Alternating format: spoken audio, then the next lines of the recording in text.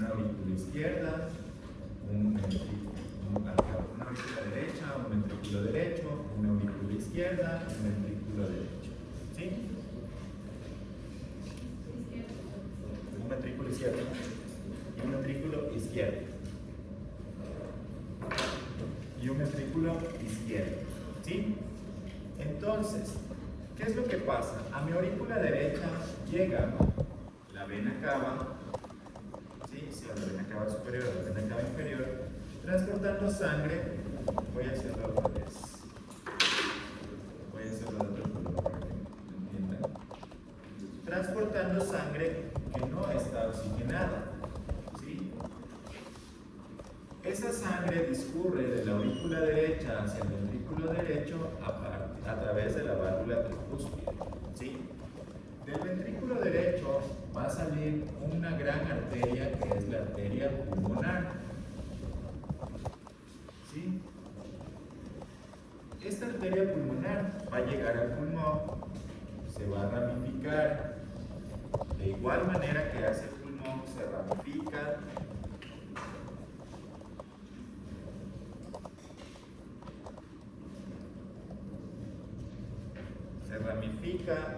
y termina llegando a una zona en la que acompaña el bronquiolo respiratorio y termina en el centro de lo que es el lobulito, ¿sí? Luego de las varias ramificaciones. Y a este nivel genera un intercambio gaseoso y produce salida de sangre oxigenada por medio de las venas pulmonares, ¿sí?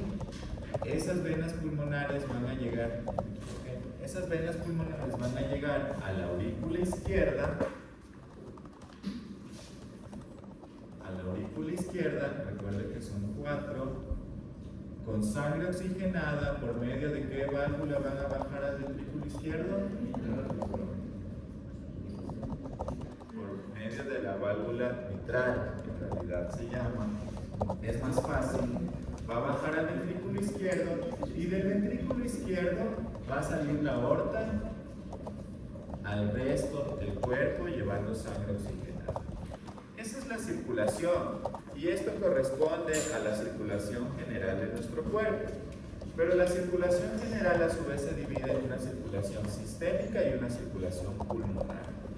La circulación sistémica básicamente sirve para llevar sangre oxigenada e irrigar todas las zonas de nuestro cuerpo, incluso las de más difícil acceso porque hay mayor presión y necesita mayor flujo, como el cerebro, ¿sí? Pero el pulmón no se encarga de eso, el pulmón se encarga exclusivamente de oxigenar la sangre para empezar ese transporte. Entonces, normalmente la circulación pulmonar va a llevar sangre venosa y va a perfundir los pulmones mediante la captación de oxígeno y la eliminación de CO2.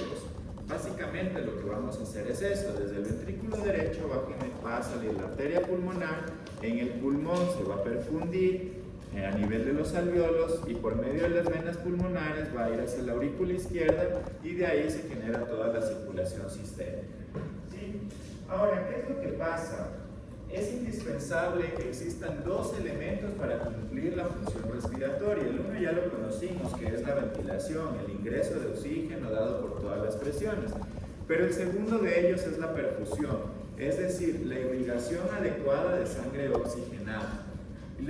Y la circulación pulmonar difiere de la sistémica, primero en el volumen contenido, segundo en que el flujo sanguíneo a través de los vasos es menor, tercero en la resistencia de los vasos, que también termina siendo menor, y cuarto las presiones vasculares, que terminan siendo menores igual. Entonces, nosotros acordémonos de las presiones. En realidad el flujo va a ser similar, ¿no? En los dos lados va a ser similar, porque el mismo flujo que sale de mi corazón derecho se transforma en sangre oxigenada en los capilares y el mismo flujo va al corazón izquierdo. Pero lo que van a diferir son las presiones y la resistencia. Entonces, cuando sale de mi ventrículo derecho hacia la arteria pulmonar, la presión de expulsión o la presión sistólica es de 25 y va a ser la misma presión a nivel de la arteria pulmonar. mientras que la presión diastólica va a ser de 8. ¿Sí? Si ustedes comparan la presión sistólica, ya comparando la presión media, que es más o menos de 15, comparan la presión de la arteria pulmonar con la presión sistémica, casi es 10 veces menor, ¿sí? Por ende, la presión a nivel del pulmón va a ser menor y eso es lo que va a permitir que haya mayor flujo y que se genere ese intercambio, porque si tuviéramos mayor presión, ese flujo pasara rápidamente y no se intercambiara de forma adecuada, ¿sí? Y de ahí se genera que nosotros en la salida o en la entrada, mejor dicho, de esta sangre, vamos a tener una presión media de 15, pero en la entrada, ya en la aurícula izquierda, la presión diastólica va a ser de 5, es decir, va a bajar y se cumple lo de las presiones. De mayor presión puede pasar a un lugar de menor presión y por eso se da el ciclo de la circulación pulmonar. ¿Sí? Y eso está representado por la ley de Ohm. La ley de Ohm dice que el flujo sanguíneo está dado por la diferencia de dos presiones. La primera presión es la presión de la arteria pulmonar, la presión media, que es de 25. Y la segunda presión es la presión en diástole de la aurícula izquierda al momento que recibe sangre oxigenada que viene desde las venas, que es de 5. Y eso dividido para la resistencia. Lo difícil para nosotros es saber cuál es la resistencia, pero sí es fácil saber cuál es el flujo, ¿sí? Entonces, la fórmula para conocer el flujo sanguíneo, el flujo siempre se va a representar mediante la letra Q, ¿sí? Que es difusión también, ¿sí? El flujo sanguíneo es la diferencia entre la presión de la arteria media de la arteria pulmonar y la presión diastólica de la aurícula izquierda dividido para la resistencia. Ahora, ¿cómo yo sé cuál es la presión media? Puedo calcularlo conociendo la presión diastólica de mi arteria pulmonar y sumándole el tercio de la diferencia entre la presión sistólica y la presión diastólica de la arteria pulmonar. ¿No se quedó claro? ¿Qué significa PAMP? PAMP, la presión media de la arteria pulmonar.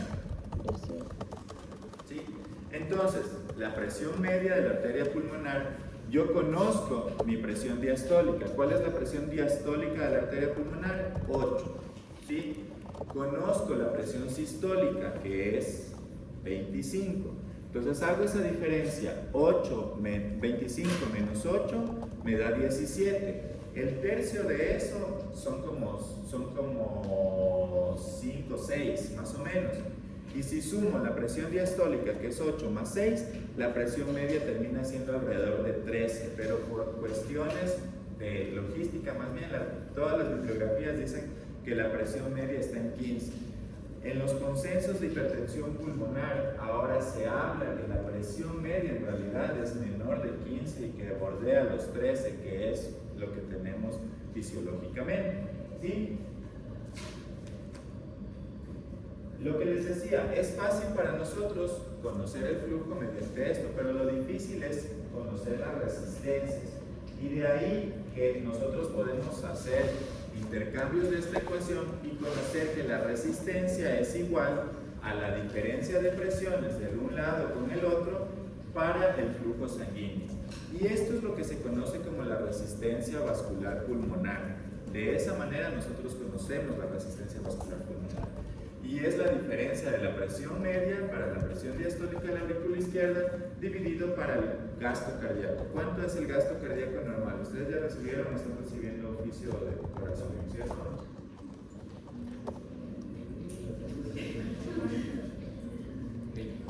¿El gasto cardíaco? ¿Cuánto es el gasto cardíaco normal?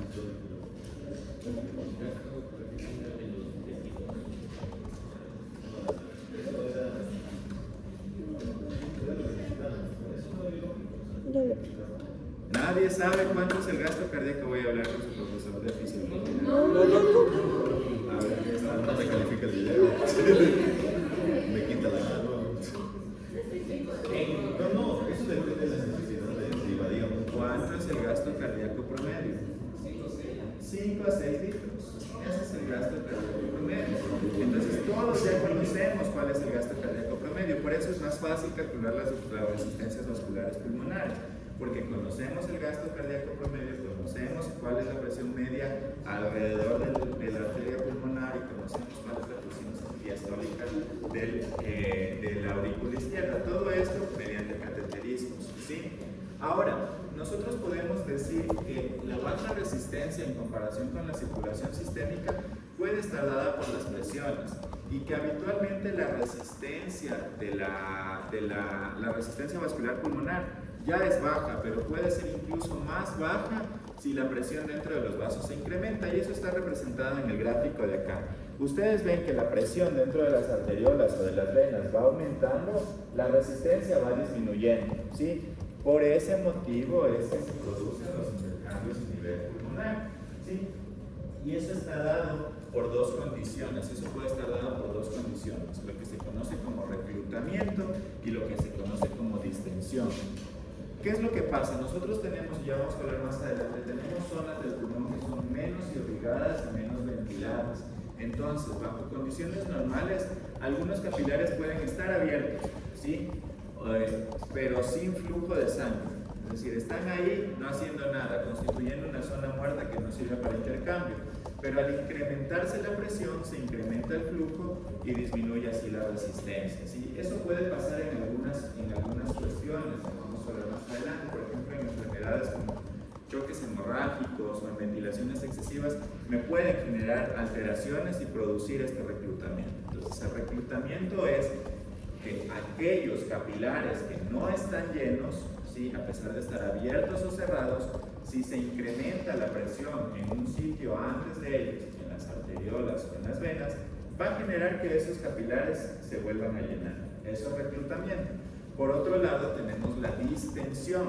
En cambio, la distensión dice que a presiones altas los vasos tienden a ampliarse, a aumentar su diámetro, ¿sí? Eso es lo que se conoce como distensión.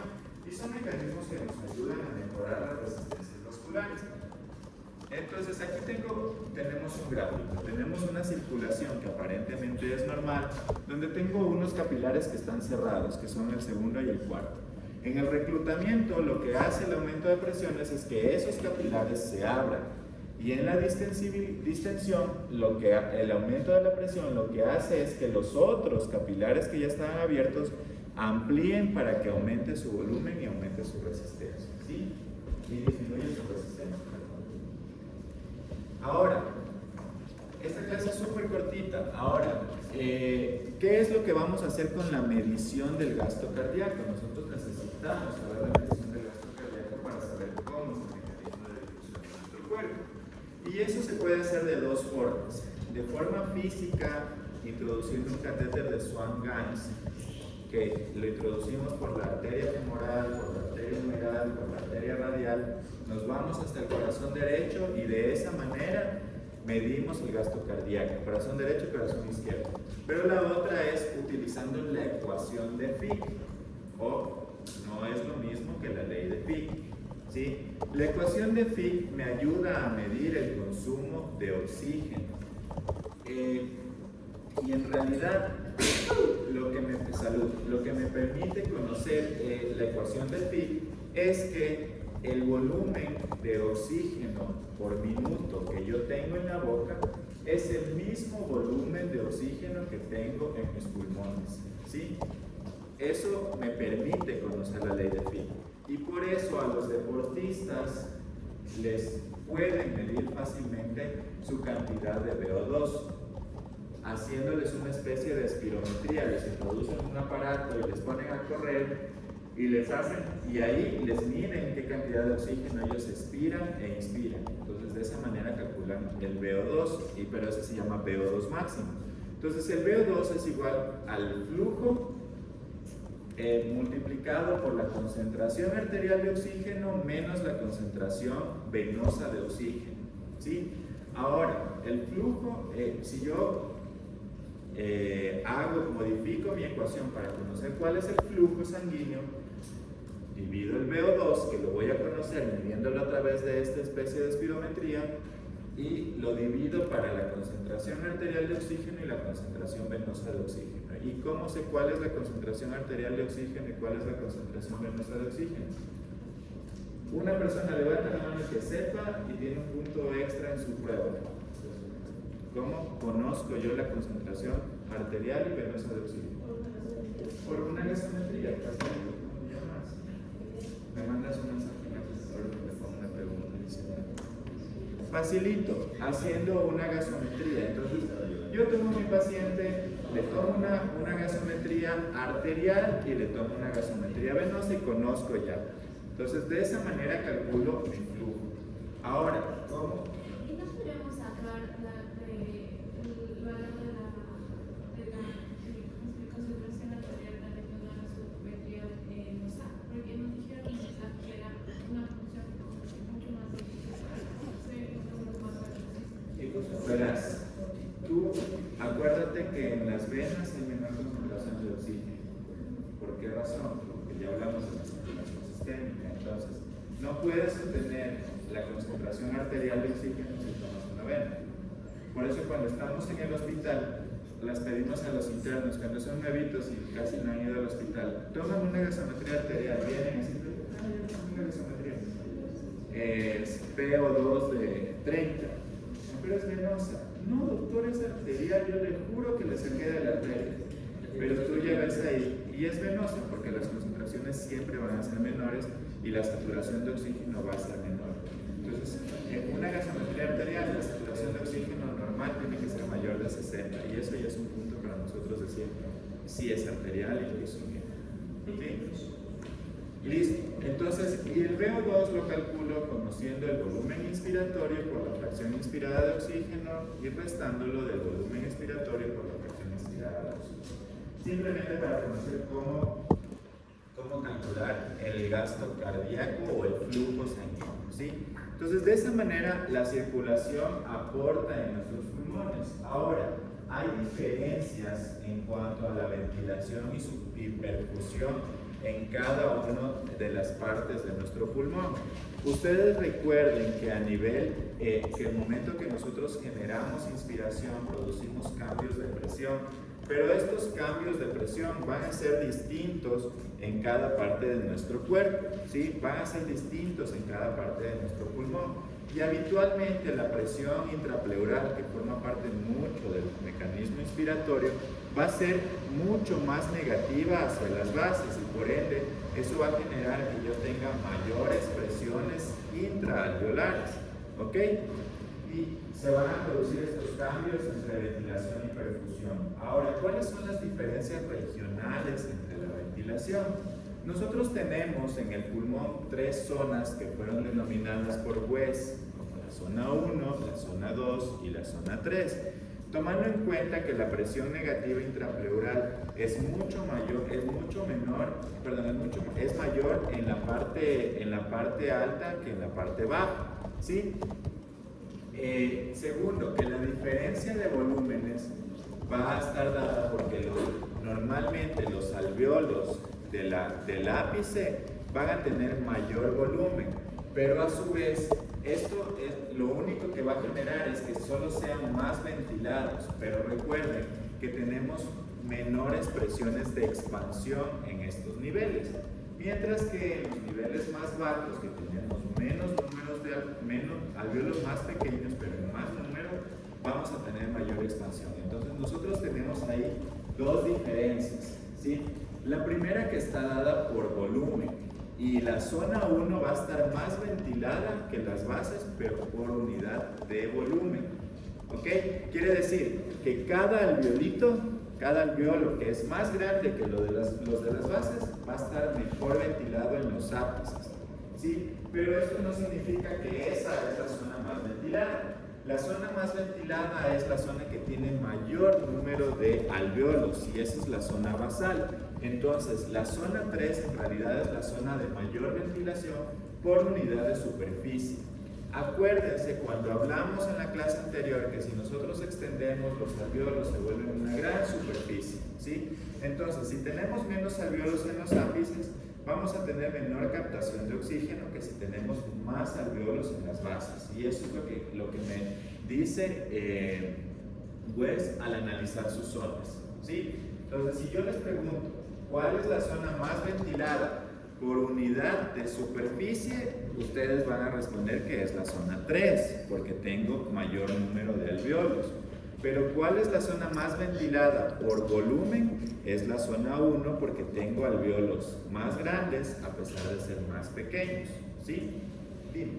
Mi pregunta es, ¿las zonas no pueden variar dependiendo del pulmón derecho o izquierdo? No, son las mismas en los dos lados, a pesar de que el pulmón derecho tiene 3 lóbulos, el pulmón izquierdo tiene 2 lóbulos, pero tú los divides en zona alta y zona baja cuando los quieres dividir. Pero de ahí pasa lo mismo en los dos pulmones, ¿sí? A menos que yo tenga un paciente que tuvo una lobectomía superior derecha, ese paciente va a tener menor ventilación por volumen, pero su pulmón en la parte inferior va a compensar todo eso, ¿sí? Ahora, respecto a las presiones, a la perfusión, el flujo sanguíneo también es desigual, ¿sí? Y esto está dado por la presión hidrostática. En cambio, aquí la presión hidrostática es mucho mayor en las zonas inferiores, ¿sí? Por esa razón, el flujo va a aumentar a estos niveles y la zona de las bases es la mejor perfundida. Entonces, con esto, ¿qué ustedes pueden deducir? ¿Cuál es la zona que me produce mayor intercambio gaseoso?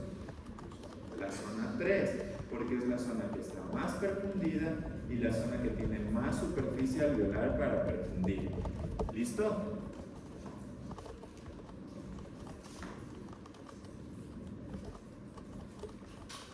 Sin embargo, nosotros también podemos interpretar o descifrar que las bases también se permiten mayor perfusión por esta característica, porque por la compresión que existe sobre el capilar. Recuerden que en la zona 3 tenemos alvéolos más pequeños y estos alvéolos van a generar menos compresión que los alvéolos grandes. Entonces los alvéolos grandes, al generar mayor compresión, van a generar menor perfusión de los vasos sanguíneos que están alrededor o junto a ellos. ¿Sí? No sé si quedó claro esto. ¿No? Listo. Recuerda que yo tengo en mi ápice tengo alvéolos más grandes por volumen, ¿sí? Tengo alvéolos más voluminosos. Pero los alvéolos más voluminosos generan más presión, ¿sí? ¿Listo? Entonces, los alvéolos de la base van a generar menor presión en los capilares, en las arteriolas y en las venas, y por ende va a haber mayor difusión de sangre a ese nivel, ¿sí? Es decir, va a haber mayor captación también al haber más sangre, ¿sí?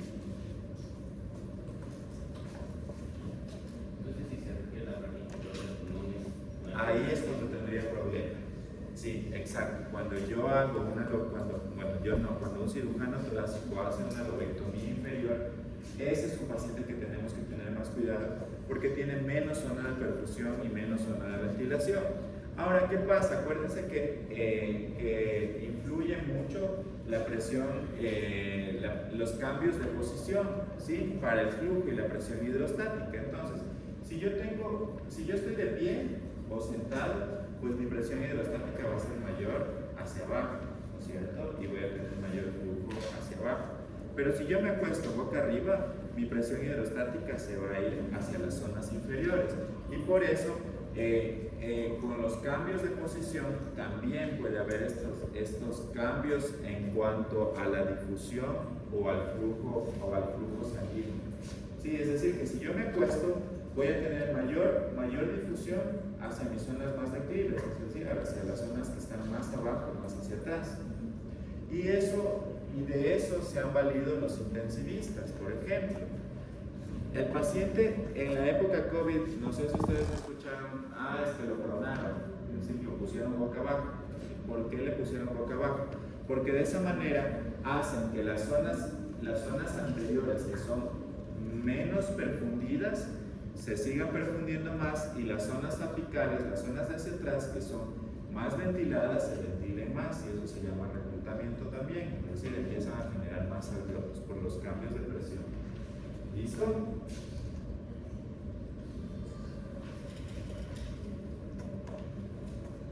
Finalmente, al hablar de difusión y de ventilación, yo tengo que conocer que tengo mis tres zonas de Weiss, ¿sí? Y en la zona 1 es una zona donde yo tengo mayor presión alveolar, la A mayúscula significa alveolar.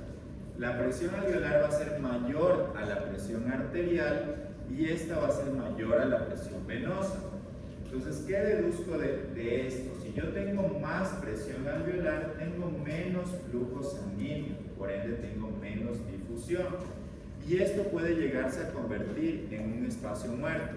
Pero nuestro cuerpo es tan inteligente que, a pesar de eso, la presión de la arteria pulmonar, que es mínima, todavía genera que haya estos cambios de presión. Es decir, todavía termina siendo un poco mayor a la presión alveolar para que se genere algo de flujo. Pero ¿qué pasa si yo ventilo a un paciente? Yo lo intubo, lo conecto a un ventilador y le pongo un exceso de volumen. Voy a ventilar mucho más y esas zonas no van a tener flujo. ¿O qué pasa si un paciente tiene un choque, entra en un shock hemorrágico? Hay tanta pérdida del gasto cardíaco que ese flujo no va a subir y por ende van a ser zonas más ventiladas, pero que no tienen intercambio gaseoso y se constituye en una zona de espacio muerto, ¿sí? Básicamente la zona apical termina convirtiéndose en una zona de espacio muerto en condiciones patológicas. La zona 2, en cambio, en la zona 2 tengo mayor presión arterial que presión alveolar y la presión alveolar es mayor que la venosa. Y al darse estas condiciones, tener mayor presión arterial, tengo flujo sanguíneo, ¿sí? Por eso es una zona que sirve para intercambios.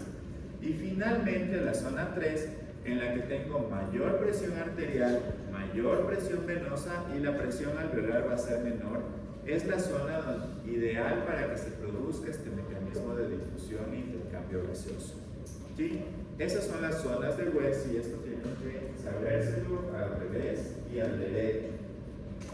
Como les dije, la clase es bastante corta porque la he dividido en dos, pero tienen que entender súper bien esto para después entender el mecanismo de ventilación-perfusión, cómo se produce. ¿Listo? ¿Está claro? ¿Sí? ¿Tienen alguna duda? ¿No? ¿Ninguna? ¿Seguros? ¿Tienes cara de dudas? El reclutamiento. Ya. En el reclutamiento, recuerda, yo tengo capilares que están abiertos pero que no están con flujo sanguíneo. Están abiertos o cerrados pero que no están con flujo sanguíneo. Entonces lo que pasa es que se generan más presiones para que esos capilares que no se abrieron, se abran. ¿Sí? Eso es reclutamiento. Lo que provoca que haya más presión, que disminuya la resistencia.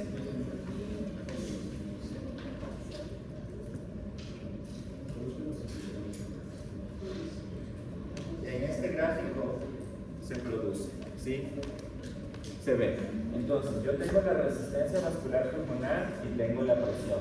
Conforme aumenta mi presión, mi resistencia vascular disminuye. Y entonces, cuando sucede algo patológico, para que bajen más esas resistencias y disminuya el flujo, pasa esto, el reclutamiento y la distensión. ¿Sí? ¿Y qué haya flujo no hace que se cierre la luz? Que no haya flujo genera espacio muerto, es decir, genera zonas donde no hay intercambio gaseoso. Eso no puede pasar, o sea, todas las zonas tienen que tener intercambio gaseoso y eso pasa, por ejemplo, en una tromboembolia pulmonar. ¿Sí? En una tromboembolia pulmonar se produce un coágulo que cierra el flujo sanguíneo y por ende está lleno de aire, de oxígeno, pero no se produce ese intercambio gaseoso. Y ahí es cuando el paciente presenta alteraciones en su mecánica ventilatoria. ¿Sí? Si se quita ese trombo, Si se quita ese trombo y ya empieza a funcionar.